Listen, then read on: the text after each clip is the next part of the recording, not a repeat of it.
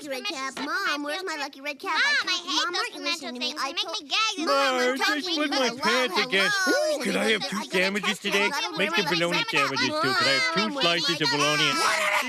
One at a time!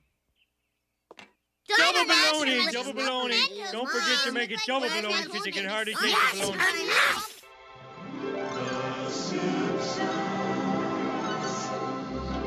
Hello, and welcome to the Simpsons Countdown, the podcast where we go back to the beginning and watch all of The Simpsons, tracing the creative evolution of the series and counting down to find the exact moment in which it began its downhill journey into irrelevance.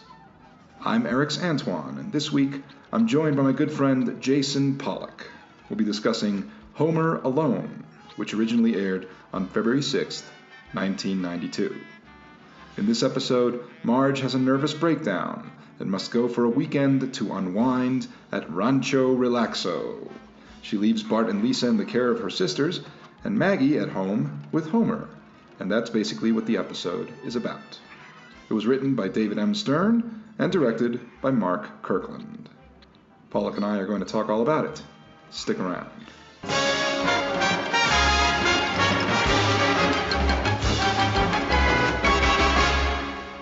So anyway, here we are. Welcome back. Jason, here we are once again talking about The Simpsons. Yes. And yes. This one I think is more in line. I guess this turned out to be more of a traditional Jason Pollock episode of The Simpsons. I had that moment's respite where I was like, oh wow, this episode was really cool, and I laughed a lot, and it had something to say, and now we're right back to really thin. This is a thin episode. I'm saying it's thin.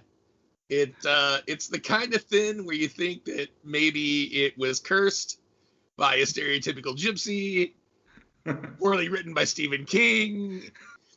Diener. Yes, Meester, Diener.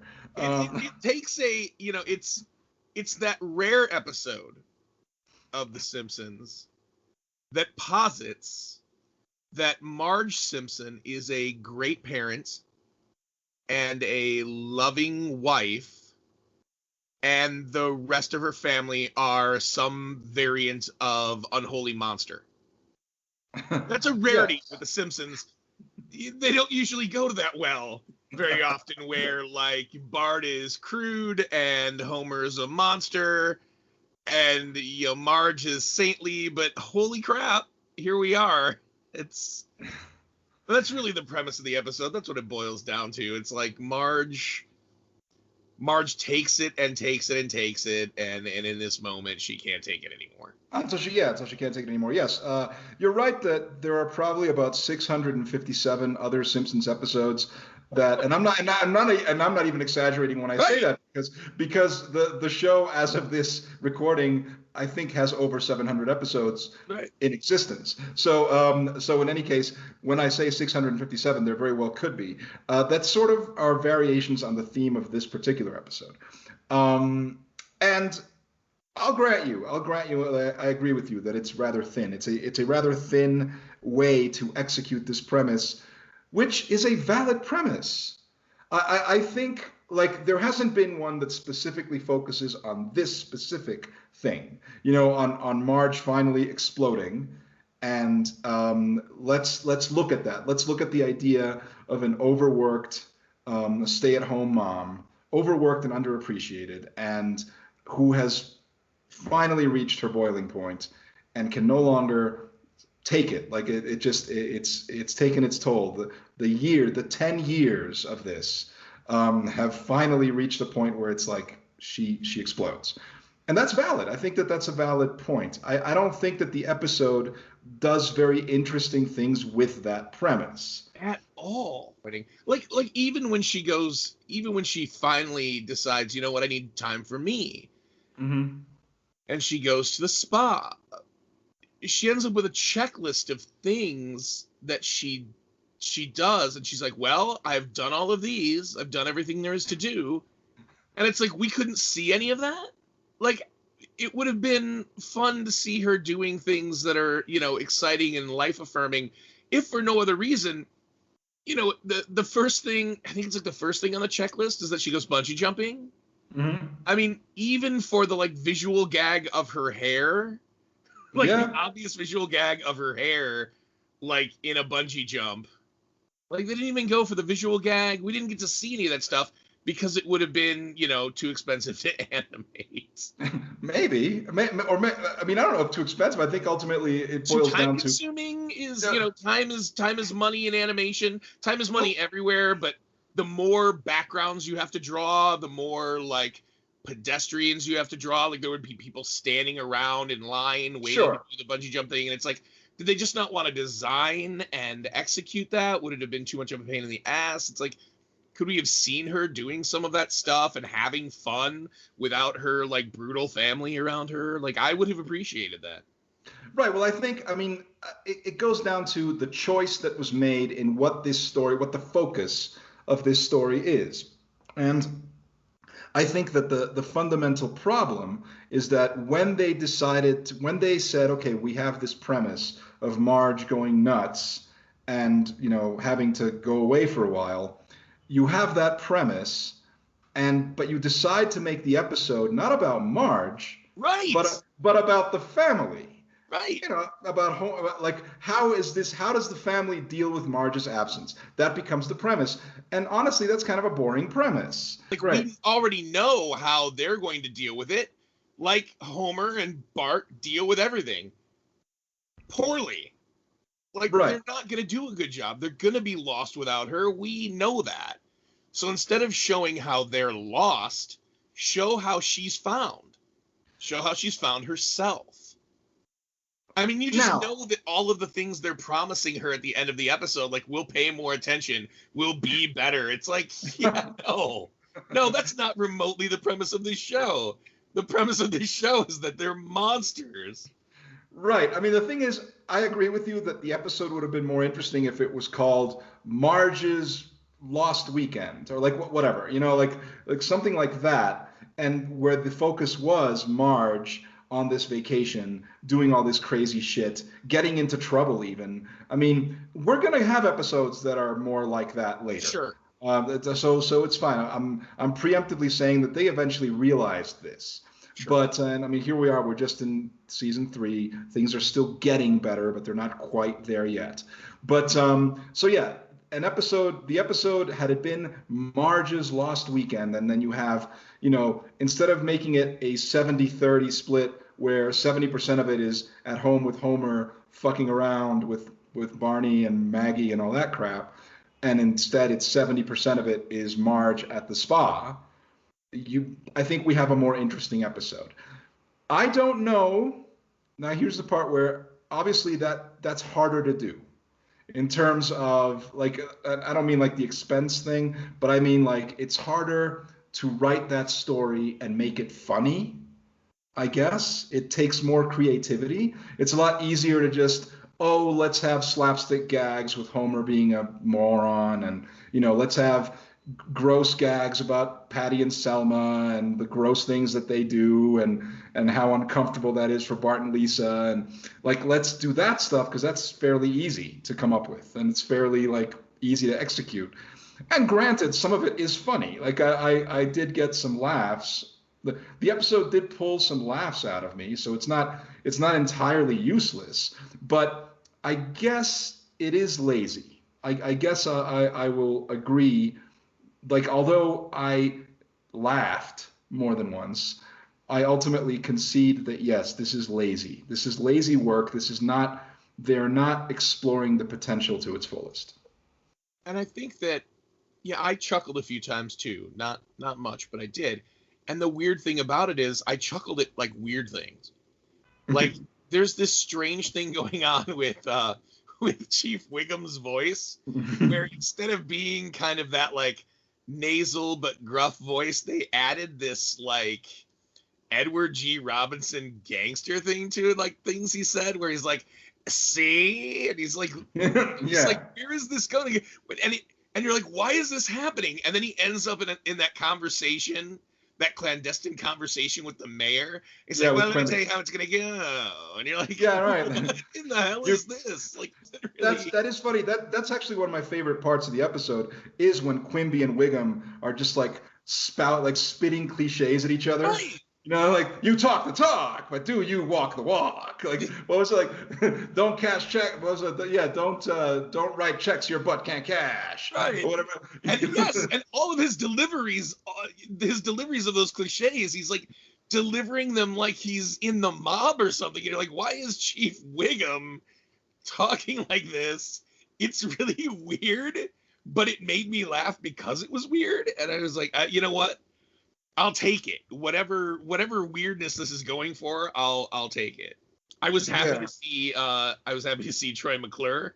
You laugh at the titles of the movies he's been in. So again, the laughs have nothing to do with the plot, maybe. They're just weird, non sequitur. Like, you know what? I'm fine with it. I'll laugh at that because, hey, look, I'm laughing at something.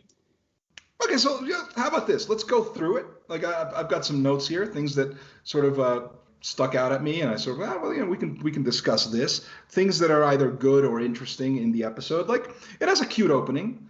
It's they hadn't done this before. You know, they've done plenty of little pastiches and little like lampoons of famous things. So yeah, you start off with like the Roadrunner. The Roadrunner cartoon opening. Okay, that's cute. That's a fun, cute gag, especially if, like me, you like those cartoons. So right. you appreciate that. It does consist. It's weird though because it consists in basically, if you look at the logic of it though, it consists, and even the animation of it, like it consists in Homer chasing Bart around in a circle. Right. Like, because that's basically what it is. He's like chasing him around the living room in circles until they finally break the. I'm like going like, that's a weird thing. Like, I don't like. I get that they. I mean, it's weird because you look at the geography of the house, which, granted, has very weird, inconsistent geography. But let's, I think that we can say that the living room certainly has clear geography. Like we're aware that you've got the living room there, the door to the kitchen, the front door's over to the side, the stairs leading upstairs are over to the other side, or I guess they're right in front of the door. Like that part's I guess they're like right in front of the front door, but they just run around in circles. I mean, I'm right about that, right? No, yes, yeah, absolutely. And again, I wonder if it's like, well, we have these backgrounds, we can just reuse them, and we'll save a little money and time in the budget. And the production schedule. And this whole thing, it felt like, despite the fact that it very clearly is not in the strictest sense. I mean, they go different places. Maggie goes all over Springfield. But this felt very sort of bottle episode. Like, not a whole lot happens. Marge plans this, wondrous getaway. And we basically see the inside of her hotel room. Right. There's an establishing shot of the rancho, and then there's her hotel room, her room, and you're just kind of like, this feels small. And you mentioned earlier that it would have been maybe hard to write Marge's adventure as funny, but I don't even know that it needed to be funny. Because The Simpsons also, when pressed into doing so, also does whimsy really well. And so she could have this montage of an amazing time, and maybe that's what allows her to kind of suffer her ridiculous family, because she knows that every once in a while she can do something like this. She can have, she says it in the episode. She's like, you know what? I'm going to need frequently some time for me. And so you kind of get to plant the seed that, like, every once in a while we're going to have like a Marge specific episode where she ends up doing something weird, where she maybe gets into trouble without the family. Like, I don't know. I could see the True Lies episode for Marge where she plans a vacation getaway and gets involved in spycraft. Like, I see that kind of stuff happening. And I mean, like, they've done things where people who are like, who you would think are quote unquote like seemingly out of Marge's league, like where she gets hit on by men who are like incredibly desirable, and like there's this notion that she could have a future and a life away from her dipshit family, where people think that she is wondrous and luminous and elegant, and like she could have that. And instead, like, there's that visual gag where she sinks into the bathtub and she comes back up and her hair is like in these long tresses, and you're like, that's so funny that like all of a sudden she, like, all the tension in the character is like gone away. In the way it's drawn and animated, and she's almost like a different being. Yes. And so it always, The Simpsons does hint at this idea that like Marge could get out of this town and away from these mongoloids and have a real life that would be affirming for her. And so the little adventures could be these things where she kind of gets to experience that, if only for a moment. But because she is this grounded person devoted to her family, she's always going to come back. And then you can create tension with that in future episodes where it's like, should she?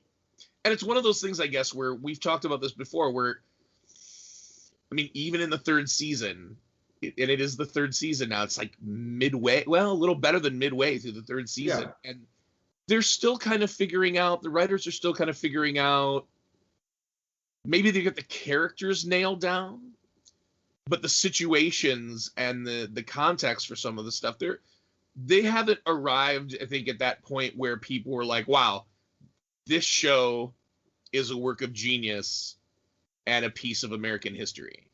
Like, they're not really creating those episodes yet. Yeah, they haven't gotten to the point where you have like that true brilliance. It's like they're, like you're saying, they're kind of discovering it. And I do want to point out, I mean, everything you're saying, in a way, it's almost like this episode, I'm not saying it's a proof of concept, because it's not really what it is, but it might have given them the impetus, because I can see this discussion taking place in the writer's room to some degree, either when this thing was being written or afterwards, once it aired and they're thinking of breaking some story ideas. And I could imagine them going, we did that episode where Marge kind of goes nuts and goes to that ranch, but we focused on Homer. Why don't we start focusing on Marge a little more? Let's see what we can do. Let's take that idea and run with it. And so that's why you get episodes later, like when she becomes a bodybuilder, or when she like joins the police force, or when she goes on the run with the neighbor. Like they eventually do that stuff. Like everything you're saying eventually happens. So I'm going to give them some credit for, I think, being aware. I think being aware, even at this point, of what we're saying, being aware that they're still relying on tropes, on formulas, on things that are still kind of easy and lazy. And so, I think that if nothing else, this episode might have given them the impetus to then start exploring those ideas deeper. Perhaps. Yeah. So they go like, okay, we acknowledge that Marge can be a complex character. Let's start giving her a little more attention than just this sort of superficial acknowledgement of, yes, she's overworked. Yeah, her family, doesn't appreciate her. Yes, her husband's an asshole, etc. But let's start focusing more on her needs as a person, and find ways to tell funny stories doing that. Because ultimately, like you said, it doesn't have to be funny, but on some level, I mean, it does have to. It's a comedy show, so ultimately, it does have to deliver on that promise. Although I agree with you. I mean, yeah, whimsy can also be funny. So it depends on how you do it. It can be fun in any case. Yeah, just the whimsical montage that shows she's having a blast away from these awful people, and then you sort of plant the seed of should she even go back? Yeah. Should she bother going back to Homer, letting chaos reign? You're sort of shaping the audiences well, no, maybe she shouldn't go back. Now, switching gears a bit, going back to going through the things that interested me about the episode, I thought it was rather fortuitous of Bart and Lisa. This had come up before, but this is the first time that I really noticed it. But I found it fortuitous of Bart and Lisa that the school bus actually stops right in front of their fucking house. Which, to me personally, I mean, that certainly wasn't the case for me. I was a city kid. I had to walk a couple of blocks. I don't know how it was in your case. Did you have a school bus when you were going to school? I did, yeah. And there was a bus stop, and it was a neighboring apartment complex, so I only had to walk maybe like 100 yards to a bus. But I never took the bus home. I walked home from school because I was more an active kid. But yeah, when we hopped on the bus and headed to school, the bus would stop right in front of some students' houses. So that was the thing that happened. Yeah, in some cases, I guess some kids could be lucky that the stop happens to be right by their house. I don't know. I mean, wasn't it by stops? Because that's what I remember. Because I would take the bus, and no, it wouldn't drop. And that, like, when I switched schools, so I ended up switching to an elementary school that was not in my neighborhood, and so for that one, I used the school bus, and at that point, again, the stop was a couple of blocks from my house. There was, I had to, from the apartment building where I lived, I had to walk down a couple of blocks and wait for the bus. And it would also drop me off there, after school. And then I would have to walk. So for me, that's how it was. And no one else got off where I would get off. And then along the way, other people would be getting off in other places. And I have no idea how close it was to their homes. But anyway. I just thought that was one of those municipal economics things. Like, wow, the podcast. It's one of those things where it's like, my bus stop was this apartment complex because there were 8 kids who lived in the apartment complex who hopped on the bus at the same time. So why stop for me in the middle of the street when you just make one stop?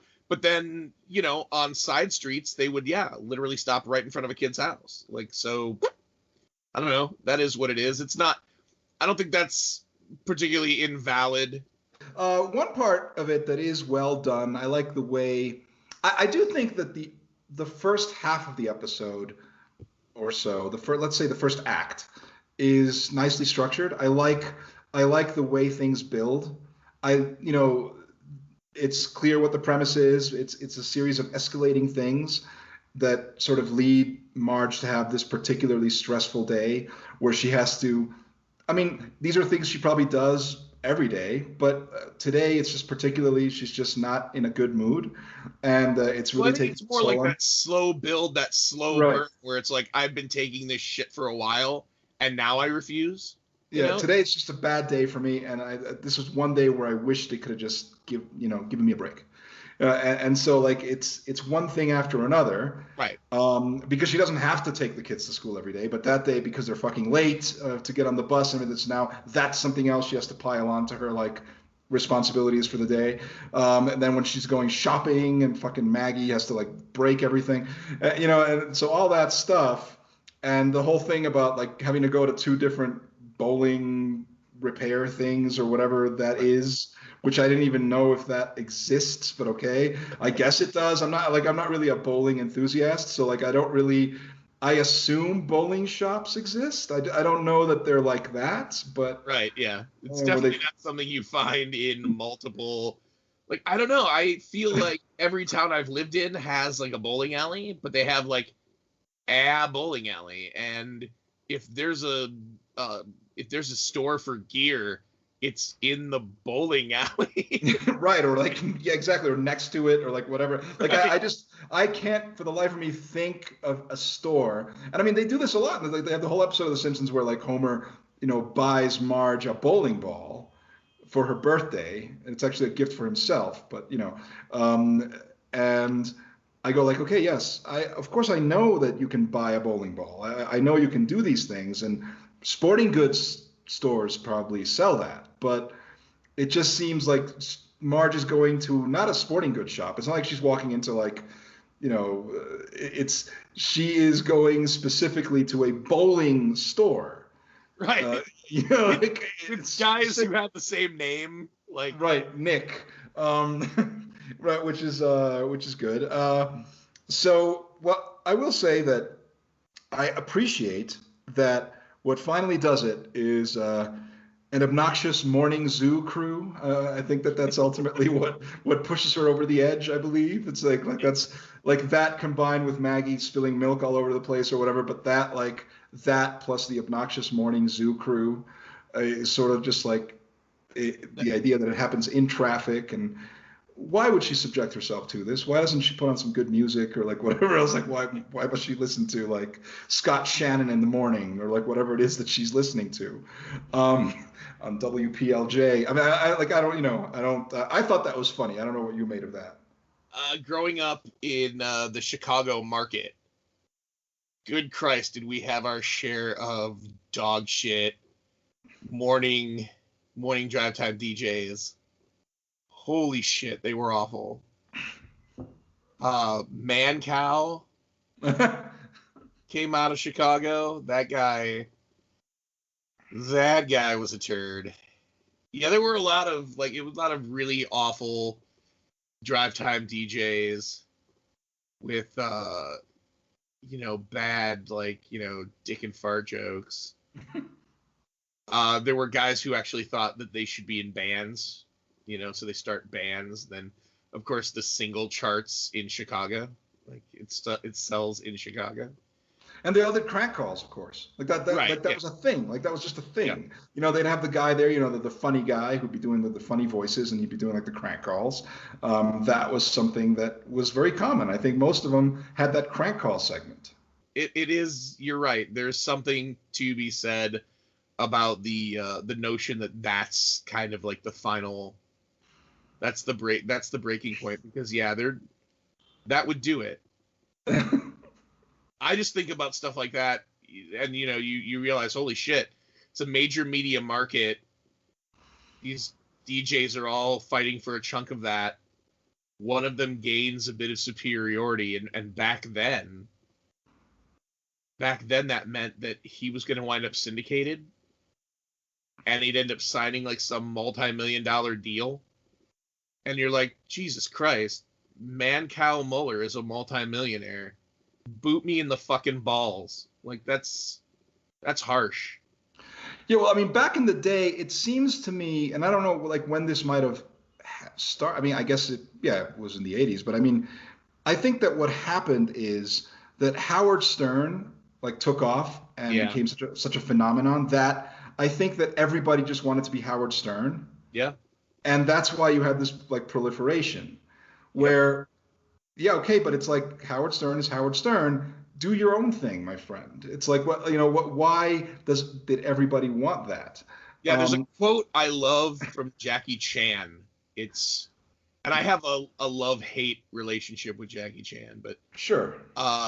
There's a quote I love where he says, "Don't try to be Jackie Chan. There is only one Jackie Chan. Study computers instead." Well, that's actually a really cool. That's even implying that you can't even be like a martial arts master on your own level. Like something else. Like just do something else entirely, right? Right. Yeah. Don't try to be Howard Stern. Do anything else with your life. And when you listen to Howard Stern now, it just seems like he's doing 10 years of apology for being Howard Stern for as long as he was Howard Stern. He's kind of going like, yeah, I developed skills as an interviewer late in my career, because usually I would just ask who people were fucking. Well, it was the shtick. It was the shtick. It was what the show was supposed to be. Right. Like, like I said, he's apologizing for it now. He's like, yeah, I realize that my contributions to culture are, detrimental at best. I didn't help. And fair enough. And, that's, to me, that's a drive time DJ. He's not helping. And he certainly does not help Marge. And thus proving my point. Like, they don't help. They might slip in the time. And if your clock in your car is broken, you now know what time it is, but that's about as helpful as they get. Yeah, I'll just say this to close this subject. You're right. I think he's actually become a really good interviewer. I've seen some later stuff, like some of his interviews like more recent ones are actually really good. Like he's become really good at like talking to people and getting them. He's become an excellent interviewer. Like I would not have thought that, 20 years ago. Stern's always kind of swung from David Letterman's nutsack, and Letterman is a good interviewer when he's not being cruel.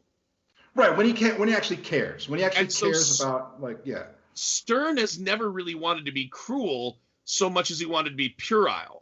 So when he decided, like, I don't really need to do that, you clear the field of that, and he's actually, he's so practiced that you kind of can't not be a good interviewer if you give remotely a shit. He's been doing it so long that all he has to do is go, like, you know what if I did exactly what I'm doing now without the shtick? And then it becomes by default, like, he knows how to follow a tangent. He knows how to probe. It's like, it's stuff you pick up if you give a rat's ass about what you're doing. So many of those drive time DJ guys, if they got somebody calling in a show in the morning to promote some movie or something, it's like, okay, we've got Halle Berry on the phone. Halle, have you ever made out with a chick? And it's like, really, fuck off. Hey, have you been enjoying the Simpsons podcast? Yeah. Back to the Simpsons, back to this episode. To be perfectly honest, it doesn't really make sense to me that Marge doesn't just leave the kids with Homer. Okay, that is not something that makes a lot of sense. It just it doesn't really scan. More so when you consider that, as in the logic of the episode, she's away for like a day and a half, I think. It's the kind of thing where it's like she leaves Friday night and comes back Sunday afternoon. You know what I mean? Like it's not something, but it's really just a contrived way of getting Homer to be alone. That's really what it is. But it doesn't. And okay, we get some funny gags with Patty and Selma and whatever out of it, but it doesn't make sense. It's like you can tell that the writers did that just so they could structure the story that way. I almost feel like they did it just so they could make the Home Alone reference in the title.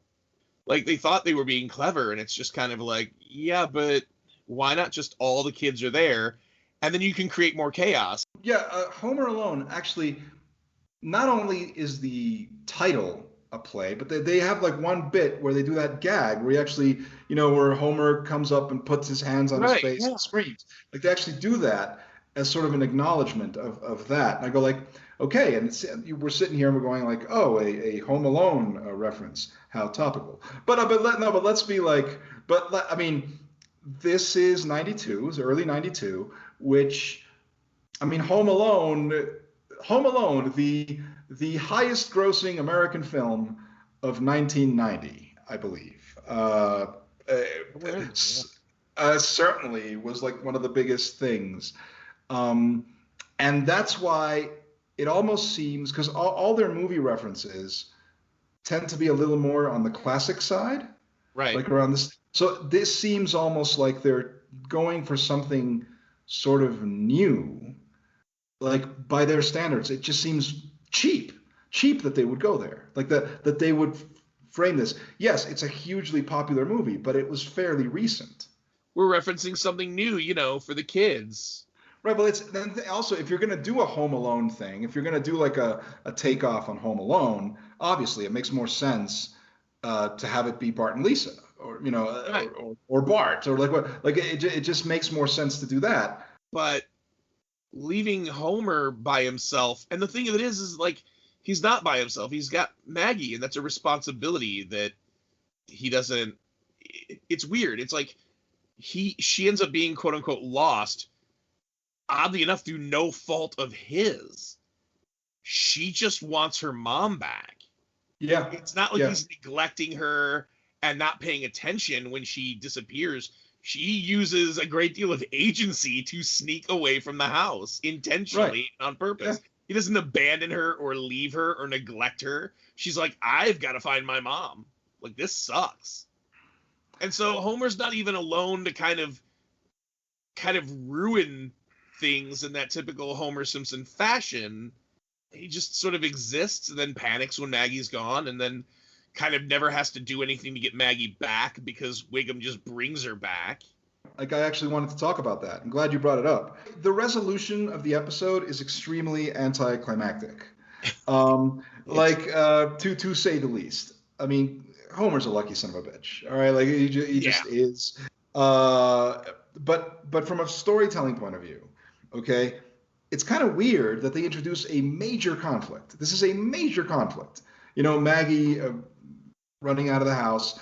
And as I said, it's interesting. Yes, through no fault of his. It turns out that Maggie's just a very resourceful. This is something that they're going to go back to all the time. Right. Maggie's an extremely resourceful, extremely intelligent baby. And so, yes, she is able to find her way out of the house and go looking for her mom. And that's another premise, but that's an episode premise right there. All right. Which would be potentially more interesting than the episode that we got. But even that would be Baby's Day Out, and how yes. it is a pun based on that title. Right, yeah. Maggie's Day Out is what it would be called. Just like, and it would be all about Homer. right, like figuring out. But the thing is that it's weird to introduce this major conflict and have it resolved entirely by chance. Mm-hmm. It's like from storytelling point of view. Right. You know, I go like that's. I mean, this is screenwriting 101 we're talking about. It's like you're not supposed to do that. You can't just. Homer doesn't do. Not only does he not cause her to go away, he doesn't cause her to come back. He has no impact. There's nothing that he does, you know, and so it makes it feel like a real. Oh, how lucky that she happens to be brought back to him because you know the police find her. It's you know how people like here. It's really stupid because the story, you know, it's this thing that it's this.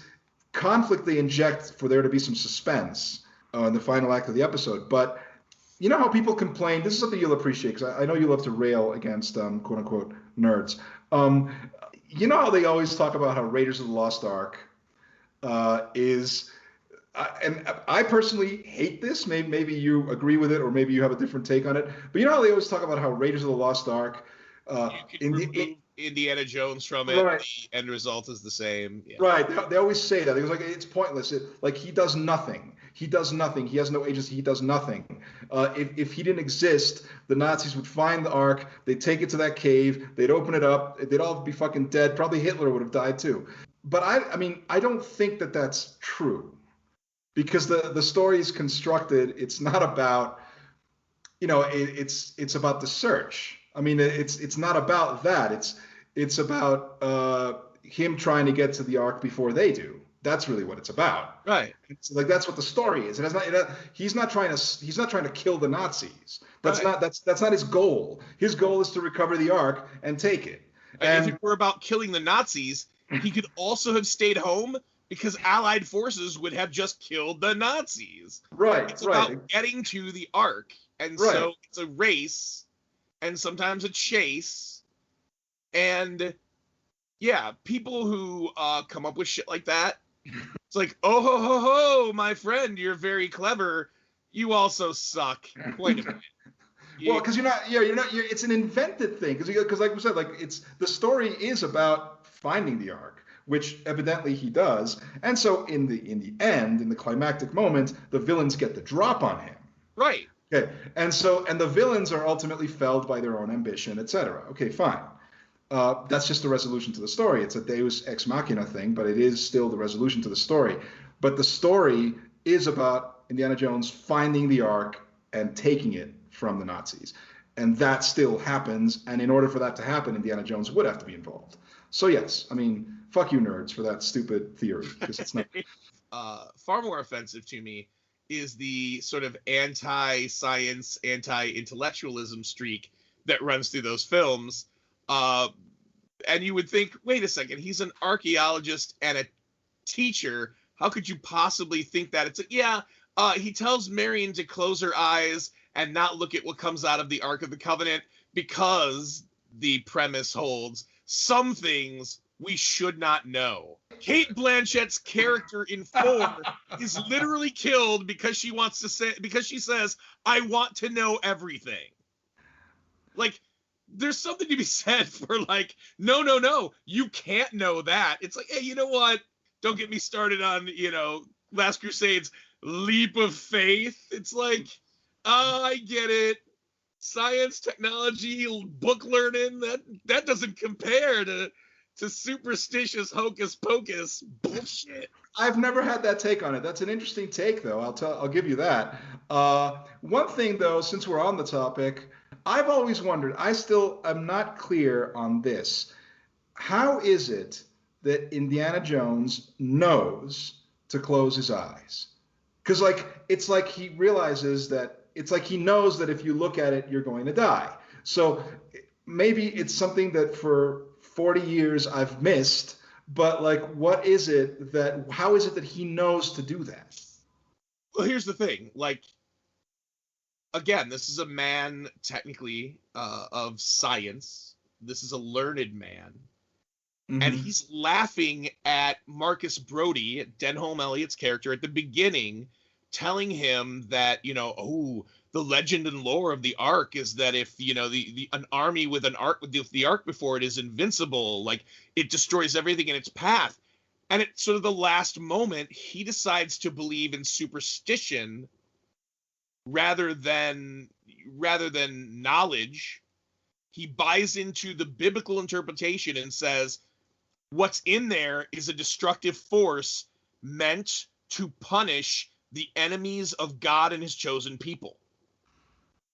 And so I think it's a combination of this sort of, there's some things man wasn't meant to know, and there's this superstition that the Ark is this destructive force. So he instinctively, kind of goes like, hey, you know what? Don't look where this magic is. There's some things we weren't meant to understand. This is a destructive force. And maybe if we don't engage it, we will be spared. And it literally, their ropes disintegrate at the end. It's like they're freed by the force because they chose not to look at it. I saw that movie when I was what was I? I was 6. I thought it was the greatest thing that had ever happened to the world. And it's incredible. It's incredible. I'm still right about there. I think that Steven Spielberg is largely an overrated hack. Ooh, the nerds are gonna come for me now. But I do think he's a largely overrated hack, and there is no way on heaven or earth that I wouldn't say that Raiders of the Lost Ark is one of the best things that's ever happened. Not just in film, but to humanity.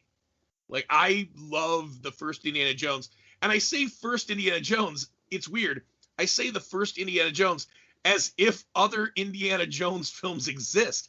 I know I just talked about them, but I'm not convinced they exist. I only own one, so I don't know what happened to these other films. But well, they're out there. They're out there, and there's going to be one more. There's going to be one more. But despite what people say, there's. I'm so excited. I can't wait. This is my thing. It's like you took one of the most beautiful women to have ever had the soles of her feet soiled by the earth and made her into this insectoid weird. What did you do to Kate Blanchett? Indiana Jones 4, everybody should be rounded up. Everyone should be rounded up for that fucking debacle.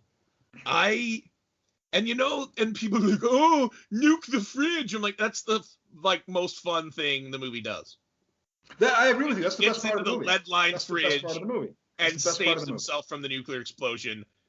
The most fun, charming, old-fashioned serial style thing that happens in that film. Everything else is garbage.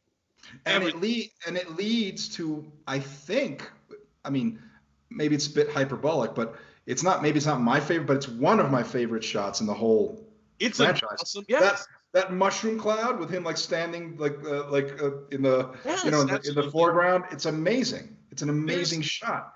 And there are amazing implications in the shot. It's that the film in no way capitalizes on. The Indiana Jones meets the atomic age. We're gonna get giant ants in the desert and shit. We're gonna get all of that kind of pulpiness thrown at us, and it's this boring chariots of the gods horse shit. And I love that this is our Simpsons podcast. Yes, of course it is, because that's what we do here. Actually, we can close on a rumination of the final. Let's jump from one pop culture icon to another. Best MacGyver ever. That's yeah, Richard Dean Anderson will be in my dreams tonight. I'm like, enjoy it while it lasts, Selma, because that show will be toast in a couple of months. Right. This aired in early 92, I think February of 92, and 92 was in fact the final season of MacGyver. She's got a couple of more months. It's good that Best MacGyver ever happened during its final season, during its 7th season. So let's at least acknowledge that MacGyver was definitely a very popular show. Absolutely, yeah. It absolutely was. I think people have to realize 7 seasons is a lot. Yeah, 7 seasons that broke 1 million hearts right there with Dean Anderson. I'm just saying, I think that it's interesting to consider that MacGyver is a network show. It wasn't a syndicated show, right? Right. It was a network show. So it's not like, because people will say, well, Forever Night went on for 6 seasons. Highlander the series went on for whatever. But these are syndicated shows. But it's like you go, yeah. Star Trek: The Next Generation went on for 7 seasons, syndicated show. Okay, which is not to say that it was not a hugely popular show. Of course it was. Right, yeah. But typically network shows, network genre shows, were not treated this kindly. You didn't, if you got to 5 seasons, you were an incredible success. Right. 7 seasons, that's a phenomenon. Yeah. That is I wish Quantum Leap had gone to 7 seasons. Unfortunately, they had to cut it off at 5. With the shittiest, with the wet fart of an ending the world has ever known. Yeah, it's a cool episode, but it's just a wet fart of an ending, is all I'll say. The episode by itself is fine, but the fact that it's the last episode is just it's horrible. But going back to MacGyver, this is a phenomenon. 7 seasons. I don't know why that got in. I was impressed by that. I guess I didn't realize it had lasted that long. I always saw it as more of an 80s thing. I didn't realize it was still going on into the early 90s. But of course, it's weird to talk about that when we're here in a podcast about The Simpsons, which as of this recording is continuing to go on. It's in season 32. You think 7 seasons is a lot. Try 32. And the thing is I've said it before, and I'll say it 1,000 times more before I'm dead, but I feel like at this point it endures because it has endured. There's something about being able to sort of buff the apple on your chest. Hey, 32 seasons, how about that? There are times where by any ratings metric, something like Saturday Night Live should have been canceled. But then everybody kind of looks at it and goes, season 36, though. Season 36.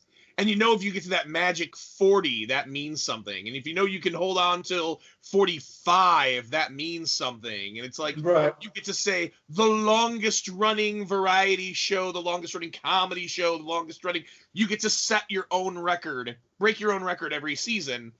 And so The Simpsons endures at a certain point.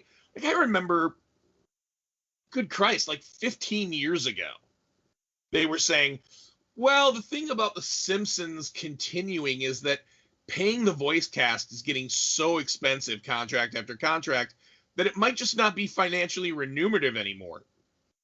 And you're okay, if that was the case 15 years ago, if they saw the writing on the wall 15 years ago with the expansion of basic cable and the fracturing of audiences, now there are TV shows that are these smash hits where you're wait a second, you got 3 million viewers? That's what you really? And you're happy about that? And shit it got a 3.5 in the ratings. That made it the highest watched show on cable television. You're and so by some of these ratings metrics, these shows, they shouldn't be around. And then when things get resurrected by fan campaigns or because they find a cheaper way to produce them, And then that means that Seth MacFarlane's face still shows up in places, and you're just kind of like, you sons of bitches, why? Why, you bastards? And it's just, it's weird to kind of consider what networks will accept as successful now, if only because it gains a foothold in pop culture. Like, I remember, as a fan of something like Supernatural, I remember reading an interview where Ackles was contracted for 5 seasons and Padalecki was contracted for 6, which is weird because there wasn't supposed to be a 6th initially. And they said that they would continue the show if, and the quote was, someone backed up the Brinks truck to my driveway. That was at the end of season 5. So we just finished that show with season 15. Yeah. Did they back up a Brinks truck to Jensen Ackles' driveway? And if so, why? The show was only ever a cult show. The ratings were never truly great. It was weird that they kind of went up season over season instead of down. But that meant that by the end, it was getting like a 3. Like, that's not a good. God, do you remember when shows used to get 14 million viewers, regularly? Like, well, yeah, right. That's like, yeah. Cheers would have, there would be 18 million people watching Cheers. The final episode of MASH, I think it had something like, what was 20 million viewers or whatever, just some insane number. Right, and then you go okay, I mean, no, I see what you're saying, and you realize the Nielsen share of viewers that night was 46% of the country tuned in to watch the show. 46% of the people with TVs on at that point were watching that. It's like right. Now these huge events. 46% of anyone to watch anything. Well, here's the thing. I mean, the landscape, obviously, everybody has said this, so there's nothing new here. The landscape is changing. So, what we're talking about right now, we're talking about TV ratings and syndicate and all these things, but things aren't like that anymore. I wonder how much longer standard the normal TV network structure. I wonder how much longer it even has. Because everything is streaming services now. Every single company has their streaming service. It's cable TV all over again. Just just the delivery model is different. Yeah, but now it's we asked to be bent over and violated. We asked for that. Yes, I agree with you.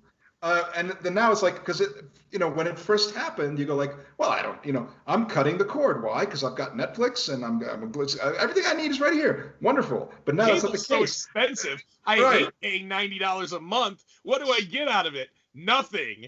Oh, all the streaming services I need to watch all the shit I want to watch costs $130 a month? Congratulations, asshole. Right. Here we are again. It's if you really want to watch everything, it's Netflix and Netflix and Prime and Hulu, and you go but then it's wow, Disney Plus and Paramount Plus and HBO Max, and eventually there's going to probably be a Sony Plus, and there's going to be it's insane. So and so what I think. I mean, ultimately, since the landscape is changing, I think we're going to get to a point where maybe The Simpsons is sort of just a streaming exclusive, a Disney Plus exclusive, and they're continuing with seasons, obviously, but it's they order just a dozen episodes. Right, it'll be a dozen. And that's it. Right, exactly. And that's it, and and that's how they continue because it's a cash cow. So as long as they can milk it in some way, because there is an audience for it, it still sells T-shirts, it still sells whatever it sells. You could do with 12 episodes and a streaming model with a streaming schedule is that you write all 12 episodes over the course of a few months. Put the talent in a booth for a couple of days and knock them all out. That definitely cuts costs. And, as long as you're cutting them in on all the ancillary stuff and they're happy to come back and do it, that's a win. And then you just start training people to do those voices because those people are going to eventually want to retire or, die. And Right. So somebody else has to know how to say, don't have a cow, man. And literally, I'll die before The Simpsons does. I think all of us will. I think whatever happens, I don't think The Simpsons are going to be gone anytime soon. Don't you worry, Mr. Mayor. This little bird will be cracking rocks by the end of the week. Wiggum, you glorified night watchman, let her go. But she broke the law. Thanks for the civics lesson. Now listen to me. If Marge Simpson goes to jail, I can kiss the chick vote goodbye. And if I go down, you're gonna break my fall. Word to the wise, Quimby. Don't write checks your butt can't cash. Hear me loud and clear, Wiggum. You bite me, I'll bite back. You talk the talk, Quimby, but do you walk the walk? So that's it for this week's installment of the Simpsons Countdown. Thank you for joining us. If you enjoyed this, consider showing your support. It's really very simple. You give us a like or a favorable rating. This podcast is available on Apple, Spotify, Anchor FM, and other podcasting platforms, so adding a brief review, if possible, might actually help boost the podcast's profile, and if it isn't too much trouble, please do share this with all your friends on social media. Speaking of social media, you can follow the Erix Antoine Network on Facebook or subscribe to it on YouTube. You can also follow me on Twitter at ErixAntoineNet, and feel free to find me and follow me on Letterboxd, where I frequently post film reviews you may or may not agree with. That's up to you. I'm Erix Antoine, and I'll be back next week to talk about Bart the Lover, in which Bart impersonates a potential suitor for Mrs. Krabappel through the personal ads of the Springfield Shopper, and some smiles through tears eventually ensue. Hope you'll join us for that. In the meantime, stay safe out there. Get vaccinated as soon as you can. See you soon.